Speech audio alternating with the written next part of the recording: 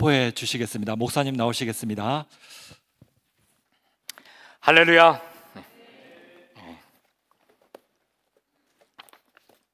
추수감사 주일이죠. 오늘이 우리 교회는 매년 우리 한국교회 전통을 따라서 그 똑같은 날에 이제 추수감사 주일 예배를 드리고 있는데요.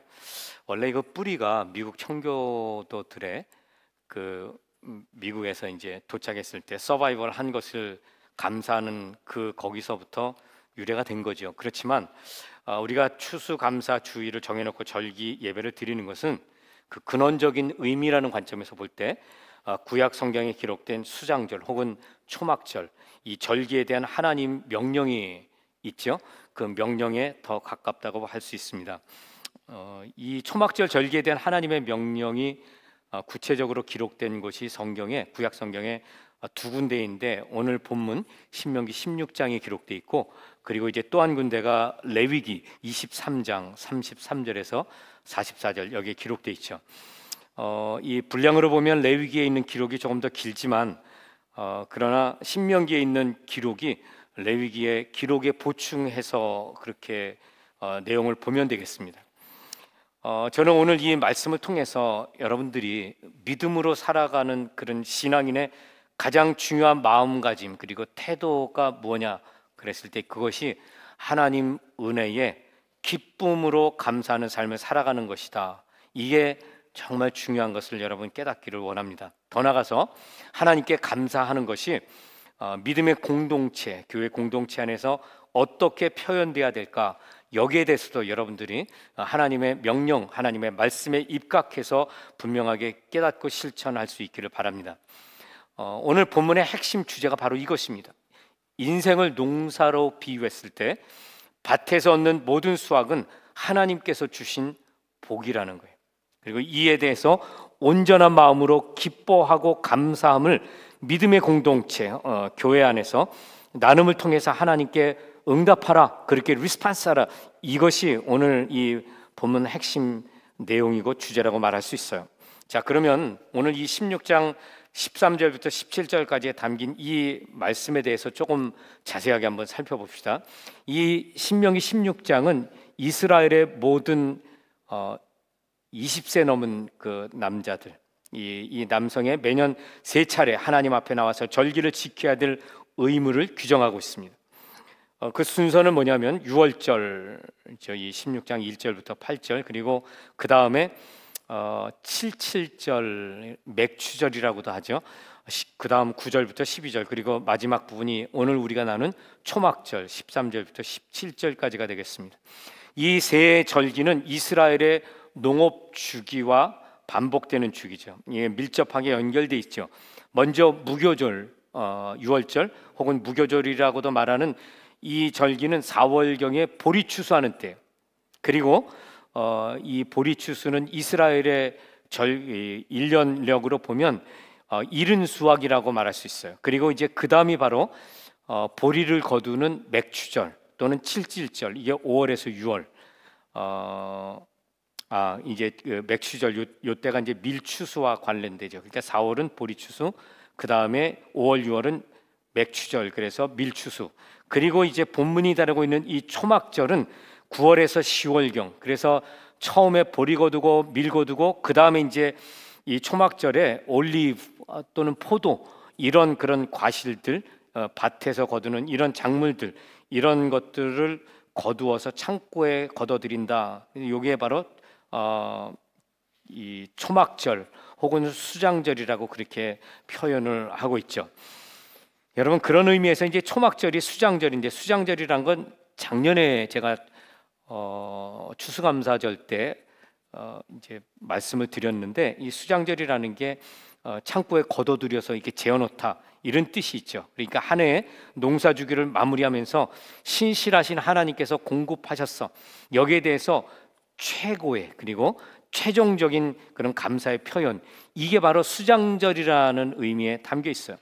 그렇기 때문에 수장절을 지키는 것은 단순히 우리가 생각할 때 이 세 절기에서 마지막 절기다, 이런 절기를 지킨다는 의미 이상으로 처음에 이제 6월절, 요때 구원을 의미하잖아요. 6월절이 구원으로 시작해서 77절 이른 열매, 첫 열매를 거두고 수장절 이제 온전하게 마지막 모든 것을 다 거두어서 감사드려. 그래서 이 모든 수출에 대해서 소출에 대해서 온전하게 감사드리는 것, 이게 수장절의 의미예요. 감사의 절정이죠. 그러니까 요 의미가 바로 우리 이제 1년 중에 추수감사절 교회들이 드리잖아요.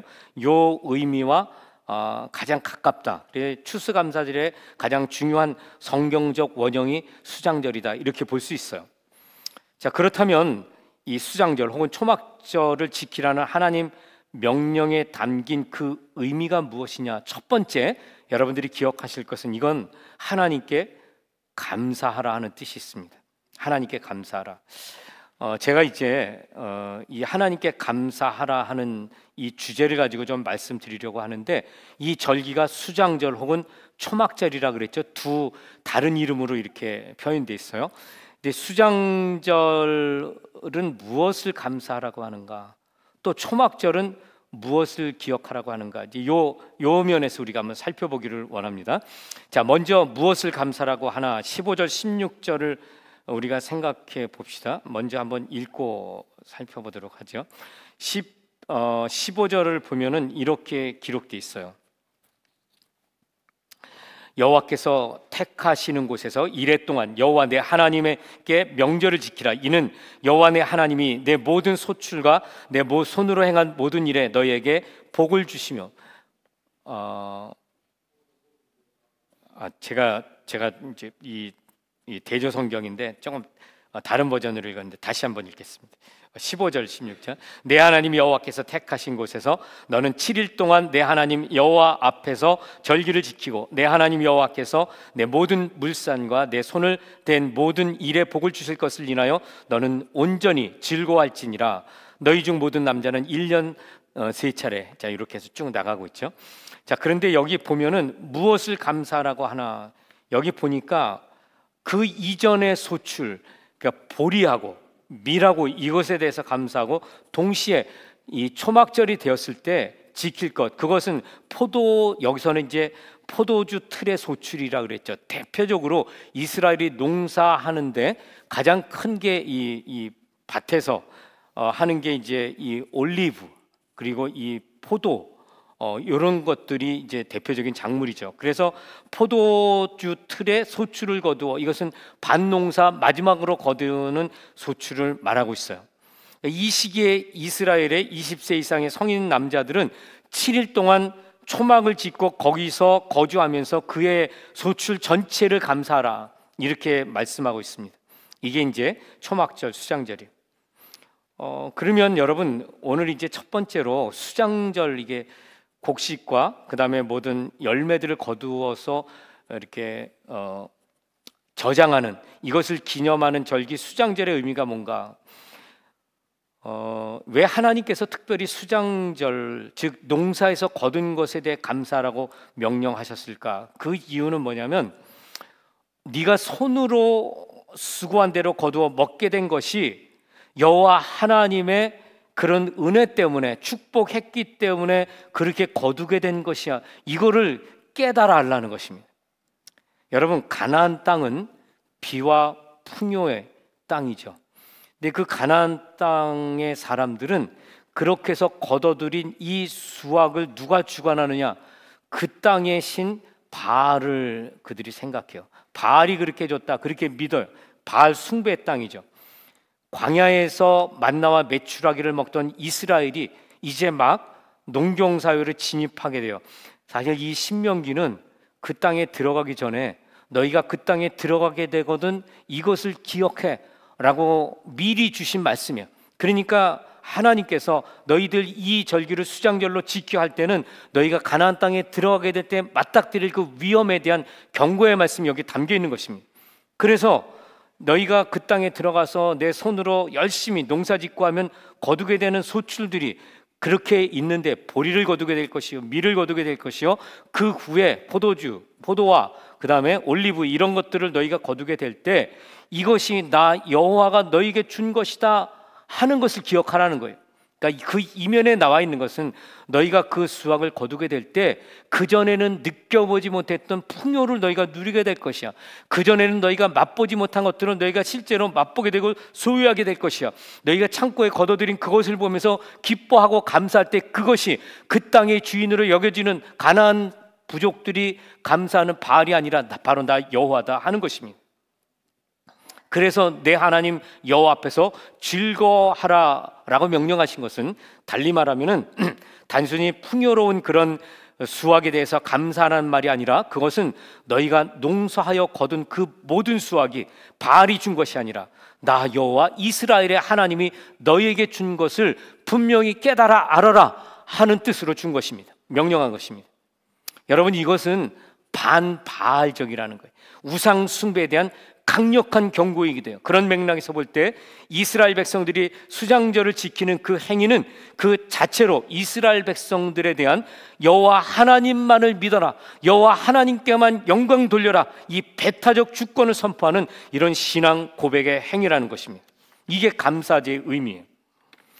여러분, 추수감사절기를 지키면서 예배드리는 우리에게 이 오늘 본문은 그런 의미에서 볼 때 아주 중요한 메시지가 담겨 있어요. 우리가 살아가는 이 인생길에서 수고해서 거두는 것들이 있죠. 그런데 그 모든 것들이 하나님께서 내게 베푸신 은혜를 따라 거두게 된 것을 기억하라는 거예요. 우리가 여기서 직장에서 직장 생활하시는 분이 있잖아요. 그리고 사업하시는 분들이 있죠. 그 밖에 다른 어떤 것들로 여러분들이 이제 필요한 것들을 얻는 수익을 거두게 될 것입니다. 뭐 수익을 거두지 않더라도 공부하는 학생들 열심히 공부해서 이루는 게 있잖아요. 대학을 졸업할 때 4년 동안 내가 열심히 해서 이런 성과를 거뒀어. 하나님이 내게 지혜를 주셔서 좋은 대학에 들어가고 마치게 됐어. 나름대로 그런 것들이 있을 것입니다. 그런데 우리가 그렇게 인생살이 하면서 이루게 되는 업적들, 그리고 우리가 마침내 이루어서 거두게 된 그런 소출들, 이런 모든 것들이 내가 열심히 했어, 아니면은 다른 종교를 가진 사람들은 그래 내가 믿고 있는 이 신이 나를 축복해서 이런 걸 거두게 되었지, 이렇게 생각해서는 안 된다는 것을 말하는 것입니다.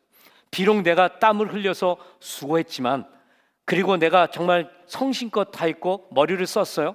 나름대로 누구의 도움도 받고 해서 이 모든 것들을 이루었고 거두게 되었지만, 그러나 그 바탕에 주 너 하나님 너의 여호와께서 복을 주시지 않으면 아무것도 되지 않는다는 것을 믿음으로 고백하라는 것입니다. 이게 바로 하나님께서 수장절을 지켜 행하라고 명령하신 그 이름의 뜻이에요. 시편 128편 1절 2절을 보면 이렇게 기록되어 있습니다. 여호와를 경외하며 그의 길을 걷는 자마다 복이 있도다. 내가 내 손이 수고한 대로 먹을 것이라. 내가 복되고 형통하리로다. 이렇게 돼 있어요. 여러분, 이스라엘 백성들은 하나님 앞에 내가 복받은 삶을 누려, 그럴 때 무엇을 생각하냐면 내 손이 수고한 대로 그것을 먹게 돼, 얻어서 먹게 돼. 이게 바로 하나님 앞에 축복받은 인생의 믿음의 표현이에요. 이게 바로 형통의 개념입니다. 그러니까 내가 열심히 노력했는데 그걸 그대로 얻게 되었다는 거예요. 여러분, 이게 왜 형통의 개념이고 이게 왜 축복인 줄 아세요? 이제 이런 고백이 선포되었던 이 고대 세계 이스라엘 백성들에게 어떤 세상이 있었느냐 하면 강한 외적으로부터 늘 침략당하죠. 위협당하죠. 그래서 열심히 이제 농사를 지어갖고 거둘 만한 때쯤 되면은 강한 적들이 나타나서 그 모든 그런 소출들을 막 걷어가요. 빼앗아가요. 이런 일들이 굉장히 빈번하게 있었다는 거예요. 또 가뭄 같은 거 있잖아요. 그때 당시에 관계 시설이 잘 안 돼 있죠. 그러다 보니까 가뭄이 오게 되면 그 씨 뿌린 것들이 다 말라서 죽게 돼요. 뭐 잘 됐는데 한번 홍수가 밀어닥쳐요. 그러면 그 모든 것들이 휩쓸려 갈 수 있게 되죠. 이런 자연재해로부터 자유롭지 않다는 것입니다. 더 나아가서 그렇게 잘 기후도 좋고 잘 맞춰졌어요. 외적의 침입도 없어요. 그런데 그것만큼이나 더 큰 위협이 있죠. 그것은 불의한 왕들이 있잖아요. 또 권력자들, 고급 관리들, 이런 사람들이 과도한 세금을 매길 때가 있어요. 부당한 권력 행사를 해요. 그래서 수고해서 거둔 것들을 그렇게 빼앗아가요. 이거 이스라엘 우리 구약 성경에 보면은 이스라엘이 망해갈 때 이런 불의를 행하는 것들, 그 횡포 때문에 백성들이 그 큰 고통 속에서 신음하는 것, 이게 우리 예언서 보면은 굉장히 많이 기록되어 있죠. 이런 것들이 그때 당시에 흔하게 경험했던 것, 이게 배경으로 돼 있어요. 그래서 신명기 28장 15절에서 15절 33절을 보면 이런 것들이 어떻게 여겨지는가. 28장 15절, 내가 만일 내 하나님 여호와의 말씀을 순종하지 아니하여 내가 오늘 내게 명령하는 그 모든 명령과 규례를 지켜 행하지 아니하면 이 모든 저주가 내게 임하며 내게 이를 것이니. 그리고 이제 건너뛰어서 여기에 대해서 이제 많은 이야기를 하고 33절에 보면 이렇게 돼 있어요. 내 토지 소산과 내 수고로 얻은 것을 내가 알지 못하는 민족이 먹겠고 너는 항상 압제와 학대를 받을 뿐이리니. 뭐 그 앞에 보면 이제 내가 얻은 포도주에서 포도즙을 얻지 못하리라, 이런 말씀도 있어요. 이게 무엇을 말하냐면 그들이 열심히 노력을 해도 그 거둔 것들을 자기가 소유로 삼지 못한다는 거예요. 왜냐하면은 하나님의 말씀, 그 언약의 명령을 그대로 행하지 못하기 때문에 저주로 그렇게 된다는 거예요. 여러분, 이게 거꾸로 무엇을 말하냐면 내가 손이 수고한 대로 먹을 것이라, 그것은 그런 모든 외적의 침입이라든가 자연재해라든가 내부의 그런 악한 왕들이나 관리들이 나를 못살게 굴고 빼앗아가는 이 모든 것들로부터 하나님이 지켜주셨기 때문에 내가 누리게 된다는 거예요. 이게 언약의 축복입니다. 그래서 이스라엘 사람들은 내 손이 수고한 대로 먹을 것이라, 이것을 들을 때 이건 언약의 축복, 하나님이 내 인생을 축복하시는 말씀이구나, 그렇게 인식한다는 거예요. 여러분, 그런 맥락에서 볼 때 이스라엘 백성들은 자신이 거두어들인 모든 곡식과 열매는 단순한 노력의 결과가 아니라는 거예요. 하나님의 언약의 말씀을 내가 지켜 행할 때, 내가 믿음으로 살아갔더니 하나님께서 내 인생을 형통케 하셔서 축복하셔서 하나님께서 베푸시는 것을 내가 다 그렇게 거두고 누리게 됐어. 여러분, 그 은혜와 복을 믿음으로 선포하며 기뻐하는 거, 이게 수장절이에요. 자, 그렇다면 여러분들은 이 추수감사주의를 맞이하는 이 시간에 여러분들 마음속에 어떤 기쁨이 있어요? 어떤 즐거움이 있어요? 내가 올해 열심히 해서 누린 것, 내 손에 소유하고 있는 것, 뭐 이제 우리가 농경사회가 아니니까 여러분들이 매달마다 이제 버는 돈으로 저금해서 이만큼 쌓였다고 한번 가정해 봅시다. 그럴 때 그래도 하나님께서 내 인생을 축복하셔서 내가 이렇게 벌게 됐지. 여러분 마음속에 그것을 하나님으로 말미암아 내가 누리게 되었다는 그 감사가 있냐. 여러분, 이것이 우리의 삶을 즐겁고 기쁘게 만드는 것입니다. 이게 수장절의 의미예요. 근데 동일한 절기에 대해서 또 다른 편에서는 이거를 수장절이 아니라 초막절이라고 부르잖아요. 왜 초막절이라고 부르나? 여기에도 또 다른 의미가 담겨 있죠. 오늘 우리 여기 본문에는 초막절이라는 표현을 쓰고 있는데, 이것은 여호와께서 택하신 곳에서 장막, 그곳에 텐트를 치고 7일 동안 거기 머물라. 요 텐트, 이 장막이 초막입니다. 그 하나님께서 왜 그렇게 7일 동안 여호와 하나님께서 정한 그 장소에서 텐트를 치고 머물라고 하셨나? 목적이 무엇인가? 오늘 보면 이 신명기 16장에는 나와 있지 않죠. 그런데 레위기 23장 42절부터 43절은 여기에 대해서 이렇게 기록하고 있어요. 제가 이제 잠시 한번 인용해 보도록 하겠습니다. 레위기 23장 42절, 너희는 이레 동안 초막에 거주하되 이스라엘에서 난 자는 다 초막에 거주할지니. 여기 요거 난 자는 20세 이상의 성인 남자를 말합니다. 이는 내가 이스라엘 자손을 애굽 땅에서 인도하여 내던 때 초막에 거주하게 한 줄을 너희 대대로 알게 함이니라. 나는 너희의 하나님 여호와니라. 그러니까 왜 초막에 거하게 하냐면 애굽 땅에서 노예되었을 때 하나님께서 그들을 바로의 손에서 건지시잖아요. 홍해를 가르치고 그 길을 통과하게 하시고 마침내 가나안 땅에 이르게 하셨죠. 그게 바로 나 여호와다. 이게 광야에 있을 때는 계속 떠돌아다니죠. 그러면서 가는 곳마다 초막을 쳐요. 장막 생활을 하게 하시죠. 그것을 기억하라는 거예요. 여러분, 그런데 왜 초막절에 감사함을 떠올리게 되나? 두 가지 중요한 게 있습니다. 첫 번째는 뭐냐면, 광야에서 이렇게 다닐 때 초막을 지었잖아요. 거기에 거하게 되면서 이것이 하나님의 구원의 역사다 하는 것입니다. 구원의 역사. 하나님은 그들이 이스라엘의 구원자이신 하나님을 경외하면서 그의 명령을 지켜 행하게 하시려고 초막절을 지켜 행하라고 하신 거예요. 신명기 8장 1절에서 3절 보면 이렇게 기록되어 있어요.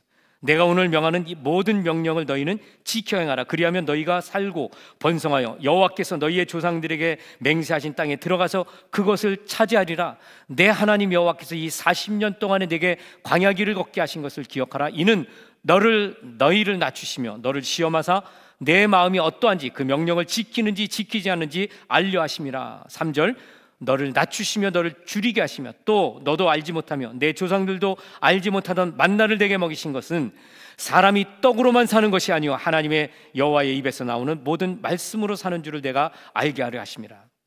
여러분, 초막절을 지킬 때 이스라엘 백성들은 그들의 조상이 애굽에 노예됐던 데부터 자유하게 됐어요. 광야에서 계속 떠돌아다니 초막 속에 거했어요. 그럴 때 여러분, 왜 하나님께서 그들에게 그와 같이 그 일을 행하게 하셨나?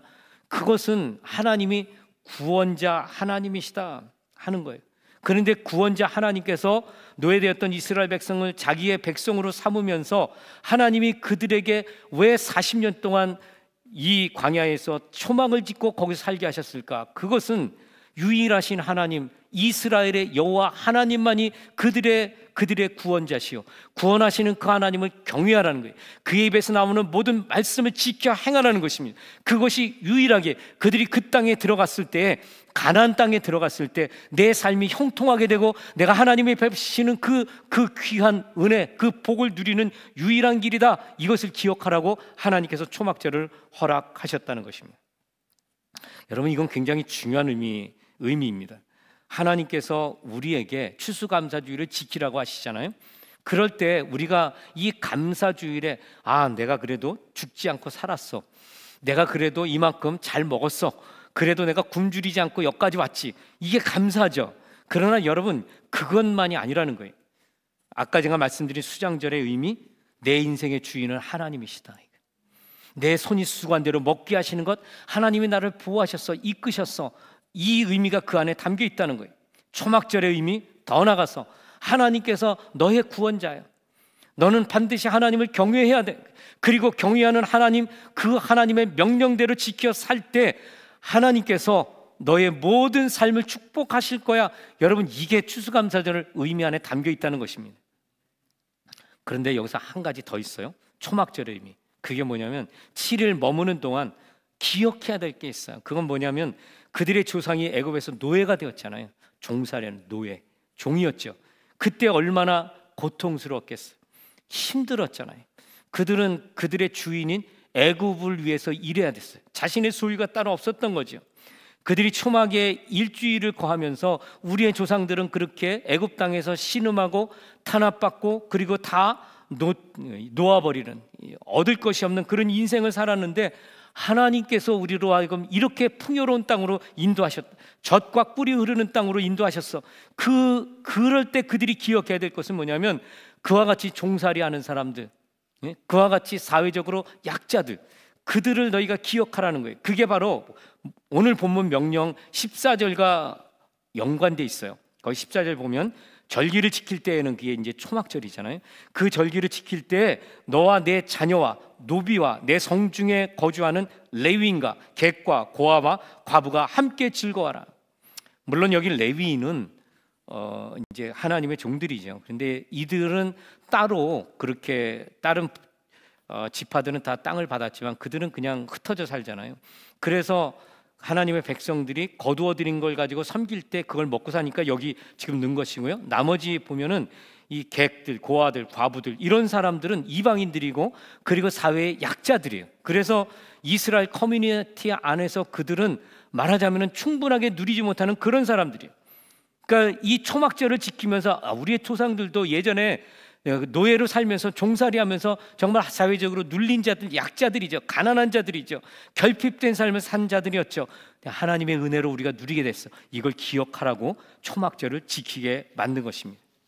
오늘 우리가 이 말씀을 보면서 여러분 추수감사 주일에 나는 그래도 하나님 은혜로 잘 누리고 있어. 감사하지. 내 인생 형통하지. 내가 지금 누리고 있는 것뿐 아니라 하나님이 내가 말씀 잘 지켜 행하면 내 앞길도 축복하시고 내 자녀도 축복할 거야. 참 건강한 신앙이고 중요한 것입니다. 그러나 여러분, 거기에 머물러서는 안 된다는 거예요. 하나님께서 이스라엘 백성들에게 초막절을 허락하실 때는 이스라엘 공동체 안에서 없는 자들, 약한 자들, 가난한 자들, 다른 사람들에게 눌린 자들을 보라는 것입니다. 그들이 여기 나오는 소위 말하는 세컨 클래스로 여겨졌던 나그네, 고아, 과부, 그 밖에 이제 그런 사람들을 말하는 것입니다. 여러분, 우리가 이게 추수감사주의를 맞이하면서 감사함이 있잖아요. 그래도 우린 여기까지 왔으니까 누리는 게 있었죠. 그런데 거기에서만 그칠 게 아니라 지금 우리 눈에 띄지 않는 사람들이 있어요. 이 자리에 있어도 얼굴로 나타나지 않는 사람들이 있어요. 힘든 거죠. 요즘처럼 영국의 경제가 어려울 때 이면에서 싸우는 그 싸움이 얼마나 치열하겠어요. 이제 제가 목회하다 보니까 이제 힘든 분들이 전화할 때가 있어요. 그리고 고민 나눌 때가 있어요. 그게 다른 사람들과 나누기에는 좀 그래도 좀 애달픈 거죠. 이제 그렇지만은 이 자리에 나오게 되면 그냥 또 다른 얼굴로 나오죠. 어떻게 그 모든 것들이 다 표현되겠어? 또 뭐 경제적으로 어렵지 않더라도 또 관계적으로 그렇게 어려운 분들이 있죠. 가족 안에서 아니면 직장 뭐 사업하는 데서 관계로 굉장히 고통스러워하는 분들이 없지 않아 있습니다. 그런 어려움들이 있는데 그런 분들이 우리 교회 공동체 안에 어떻게 그들이 살아갈까? 그럴 때 우리가 이런 추수감사 주일에 돌아보라는 것입니다. 외로운 분들, 없는 분들, 소외된 분들, 또 미약한 분들, 이런 분들을 보면서 하나님께서 이스라엘 백성들을 통해서 너희가 초막을 짓고 일주일 있어 거기서 너희 조상들이 노예됐던 때를 기억해 라고 주님 말씀하신 것이거든요. 그렇다면 우리에게도 그런 이웃들이 있잖아요. 우리 지체들이 있잖아요. 그런 분들을 돌아보는 것, 이것이 추수감사주일의 의미라는 것입니다. 신명기 28장 1절에서 6절을 보면 하나님께서 믿는 자들, 언약 백성들에게 풍성한 은혜를 끼치는데 그게 무엇이냐면 이렇게 기록되어 있어요. 내가 내 하나님 여호와의 말씀을 삼가 듣고 내가 오늘 내게 명령하는 그의 모든 명령을 지켜 행하면 내 하나님 여호와께서 너를 세계 모든 민족 위에 뛰어나게 하실 것이라. 내가 내 하나님 여호와의 말씀을 청정하면 이 모든 복이 내게 임하며 내게 이르리니 성읍에서도 복을 받고 들에서도 복을 받을 것입니다. 내 몸의 자녀와 내 토지의 소산과 내 짐승의 새끼와 소와 양의 새끼가 복을 받을 것이며 내 광주리가 쭉 이렇게 나가고 있죠. 여기 잘 보면은 뭐예요? 공동체의 복, 그 안에서 이론의 복이 다 있어요. 이게 언약의 축복이에요. 사랑하는 성도 여러분, 여러분들이 오늘 이 자리에 있으면서 하나님이 베푸신 그 놀라운 복들이 있죠. 그게 꼭 물질적인 것만이 아니라 관계에서 내 자녀들이 건강하고 부모님 말씀에 순종하고 같은 일체감을 느끼고 그래서 가족으로서의 그 기쁨이 있다면 여러분, 그것이 하나님의 자녀들, 하나님의 백성들에게 주신 분깃이라는 것을 기억하시라는 거예요. 그러나 그것이 거기에 그치지 말고 우리의 공동체 안에서 혹여나 다른 사람들은 그런 관계 속에서 어려움을 겪고 있지 않나. 하나님께서 우리에게 영적인 큰 유산을 주셨죠. 우리 디아스포라 코리안들이 가지고 있는 깊은 영성이에요.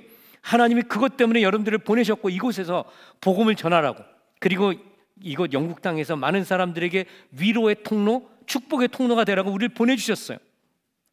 그렇다면 여러분, 우리가 이렇게 누리는 것만이 아니라 우리를 통해서 그들도 그리스도의 복음을 듣고 축복의 자리로 나와야 되죠.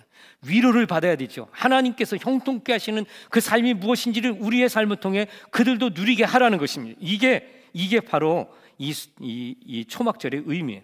자, 그러면 어떻게 그것을 누리게 되는가? 어떻게 우리의 감사가 그들의 감사가 될 것인가? 기쁨이 될 것인가? 16절, 오늘 본문 16절을 한번 봅시다.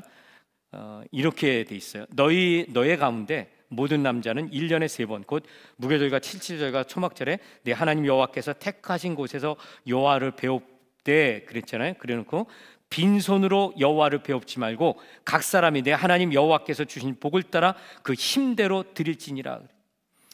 여러분, 여기 이제 이 감사의 드림, 감사의 편으로 드리는 거, 이제 두 가지 행위를 명령하시는데, 첫 번째로 뭐냐면 감사할 때 말로만 하지 말고 예물을 드려라, 이렇게 말씀을 하고 있어요. 반드시 예물을 준비하여 드림으로 감사를 표현하라. 이게 첫 번째예요. 여기 이제 본문에 나오는 이 빈손 있죠. 빈손. 이게 히브리어로 이거 레캄이라는 말인데, 레캄이 무엇을 말하냐면 공허한 거 말해요. 또는 헛된 거 말하는 거예요. 그러니까 쓸데없는 거, 아니면 내용도 없는 거, 이걸 말하는 것입니다. 신명기 15장 13절을 보면 이 레캄이라는 단어가 어떻게 사용되냐면, 여러분 이제 보통 주인이 종을 부릴 때 이 이스라엘 사회는 하나님이 왕이시기 때문에 하나님은 50년마다 50년째 신년 선포해서 노예들을 다 풀어주잖아요. 근데 7년에 한 번씩 또 그런 게 있어요.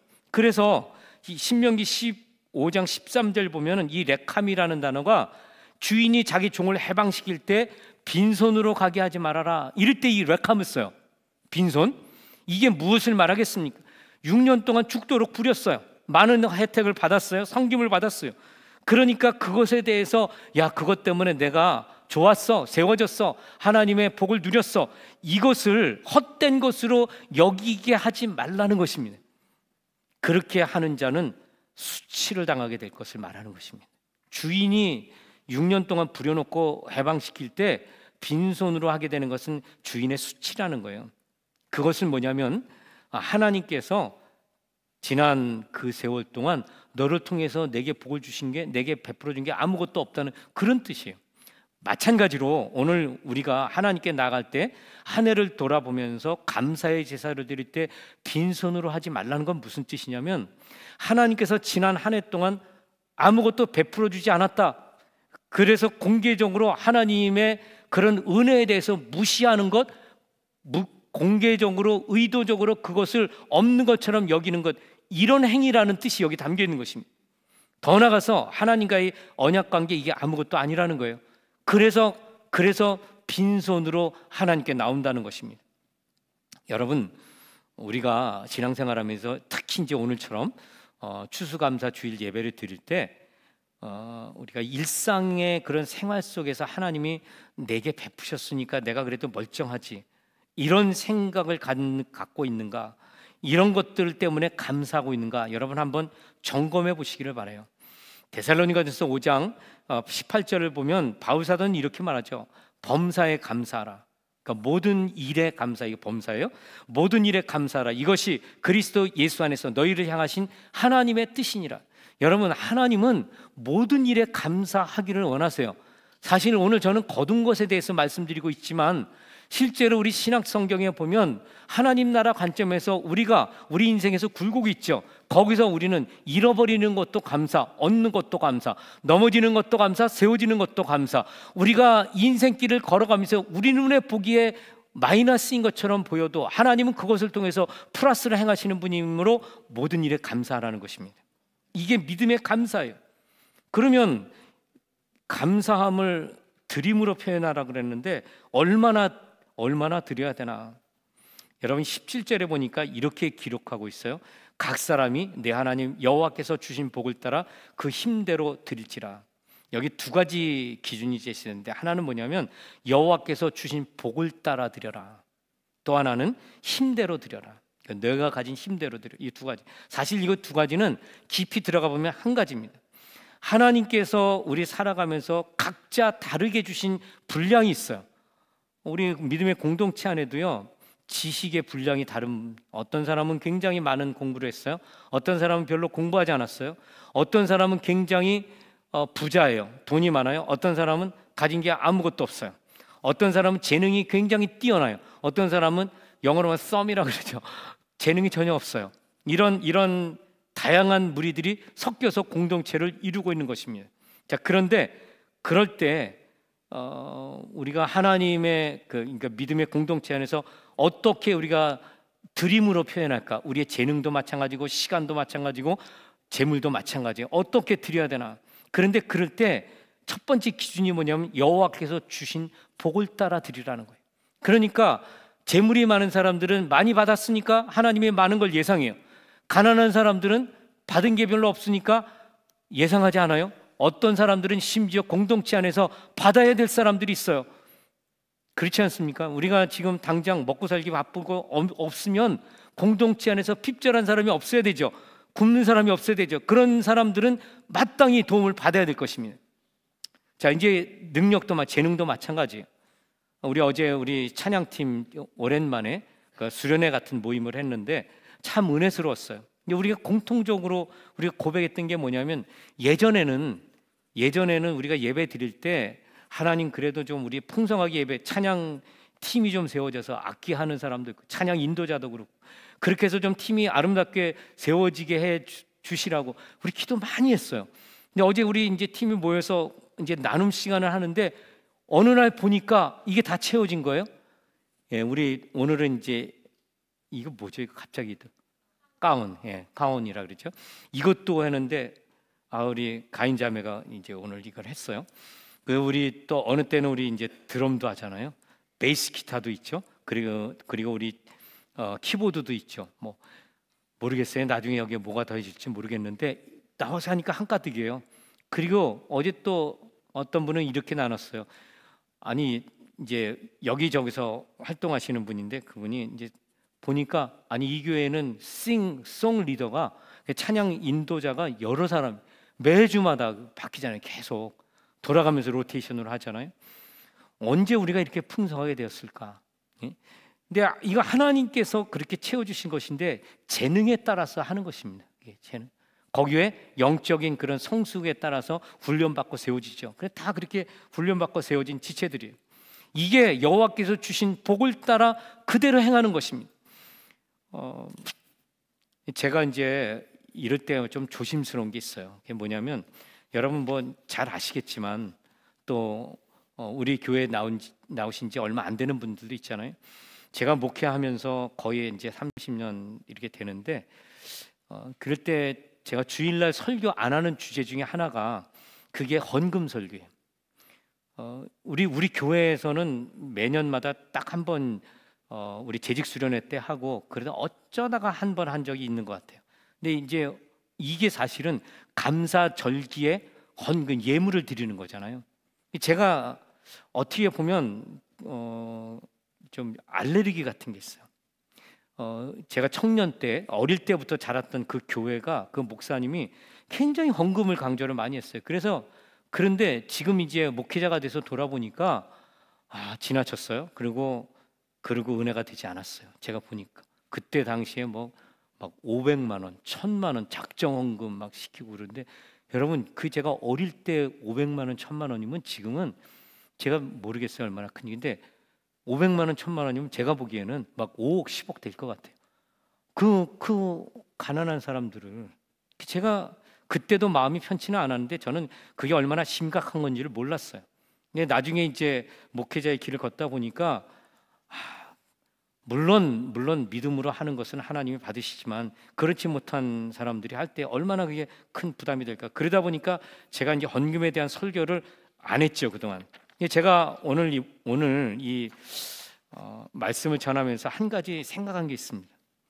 우리 요즘 영국 경제가 정말 어렵죠. 사업하는 분들이 사업을 유지하는데 많은 고통을 겪고 있죠. 우리 교우들 가운데 이제 좀 영국을 떠나서 다른 나라로 정착하는 분들이 여러 가정 그동안 있었잖아요. 근데 그 바탕도 영국의 경제 혹은 유럽의 경제가 어려운 것이 그 바탕에 자리하고 있죠.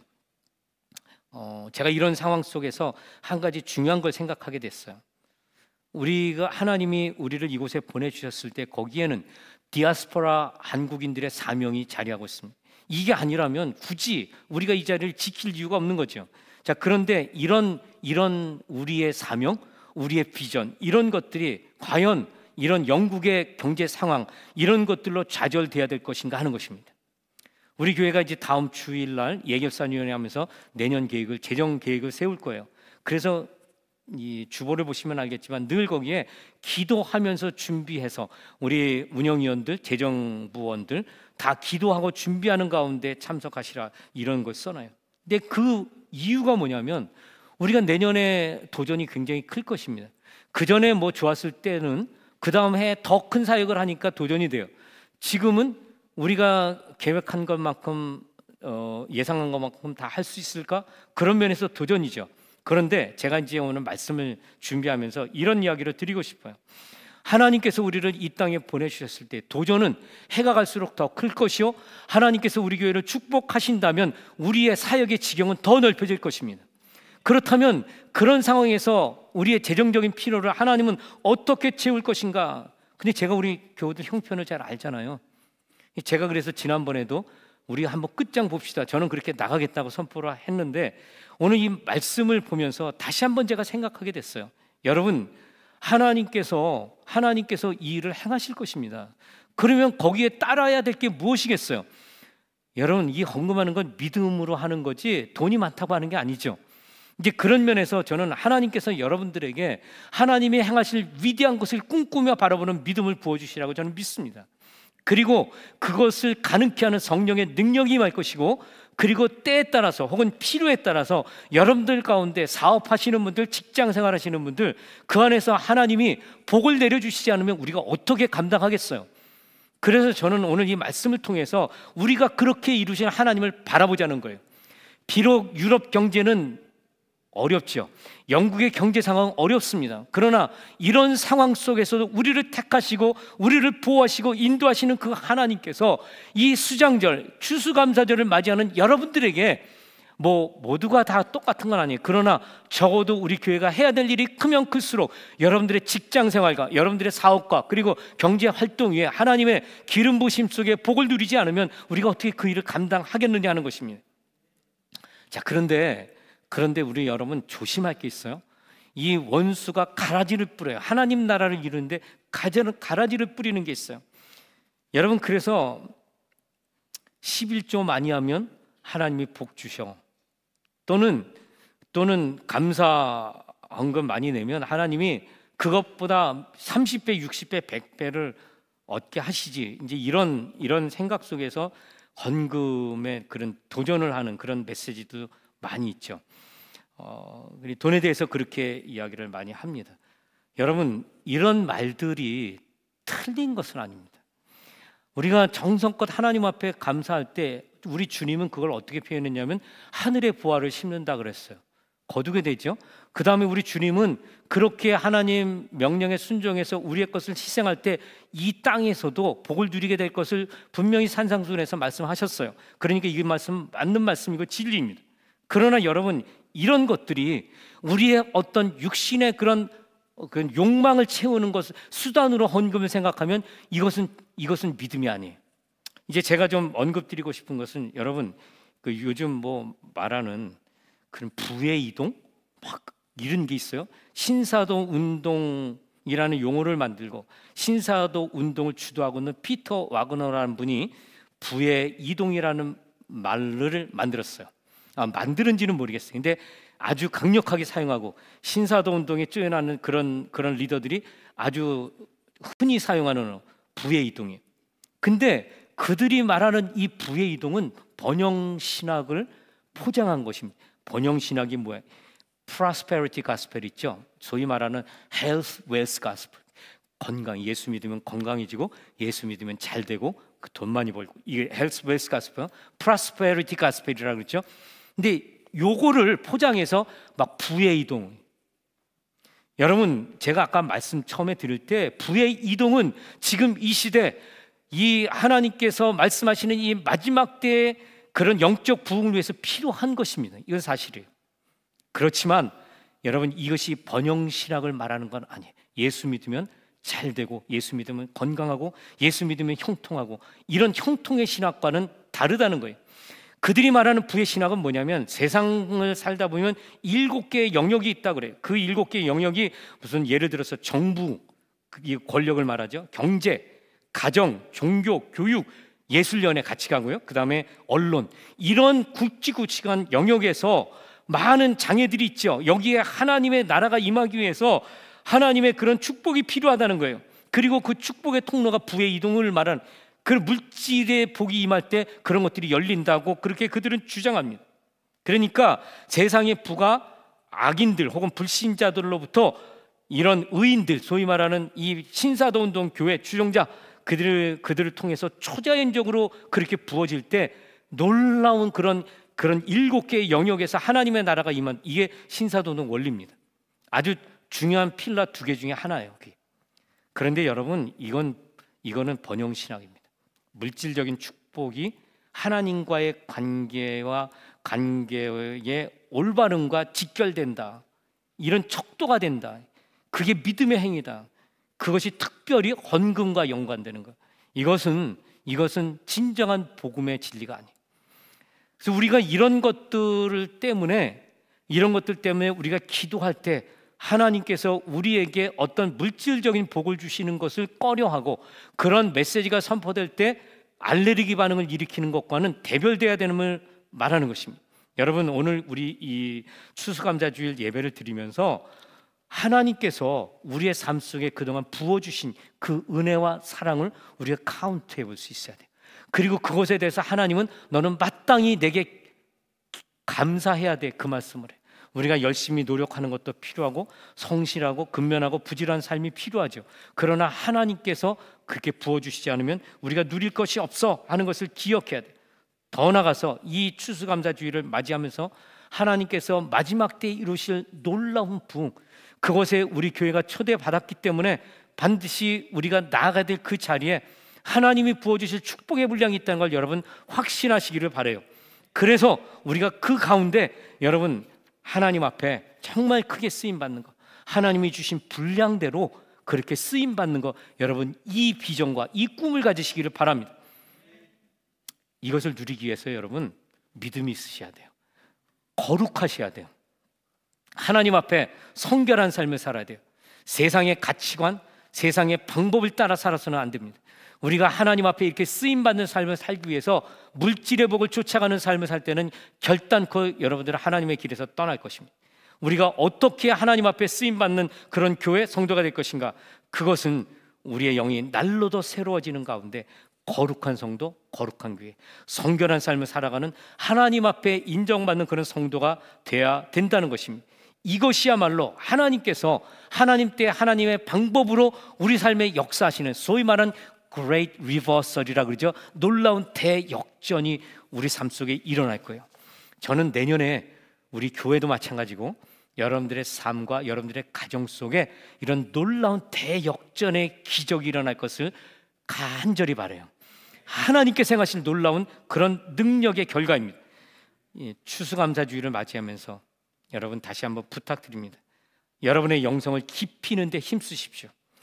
여러분의 삶 속에 경건과 거룩이 회복될 것을 바라보시기를 바라요. 그렇게 결단하세요. 그렇게 되기 위해서 올해 나머지 이제 11월 중순인데 한 달 반 동안 여러분 올해 한 해를 잘 마무리 져야 내년에 거룩한 삶, 승리하는 삶, 그레이트 리버설이 일어납니다. 그래서 이 한 달 반이 중요한 거예요. 이 가운데 매듭진 것을 다 풀어버려야 돼요. 이게 준비하는 거예요. 꼬여있는 인간관계 여러분 이거 푸시기를 바라요. 건강해야 여러분 내년에 열심히 달리겠죠. 그래서 건강관리에 대해서 더욱 부지런할 수 있도록 올해 남은 한 달 반은 좀 기초 체력을 좀 이렇게 좀 강화시키는 그런 기간이 되면 좋겠어요. 기도에 더욱 힘쓸 수 있기 위해서는 내년 1월 1일부터 땅 하는 게 아니고요. 지금부터 생활 습관을 점검하셔야 돼요. 내 기도하는 것, 하나님 말씀 묵상하는 그 시간을 갉아먹는 게 있어요. 이런 생활 습관, 이런 것들을 미리 정리하셔야 돼요. 또 여러분 경제생활 패턴을 한번 분석해 보세요. 내가 쓸데없이 그냥 뭐 이렇게 쓰는 그런 돈들은 없나? 이런 것들 이 한 달 반 동안 여러분 열심히 통찰력을 가지고 점검하시면서 내년 한 해는 경건하게 거룩하게 절제하면서 힘을 다해서 하나님의 나라 영광을 위해서 하나님 부어주시는 복을 따라서 힘껏 섬기며 그 가운데 하나님의 영광스러운 나라가 임하는 것을 보는 것, 여러분 이게 축복의 비전입니다. 이런 놀라운 역사가 일어나기를 주님의 이름으로 축원합니다. 기도하겠습니다.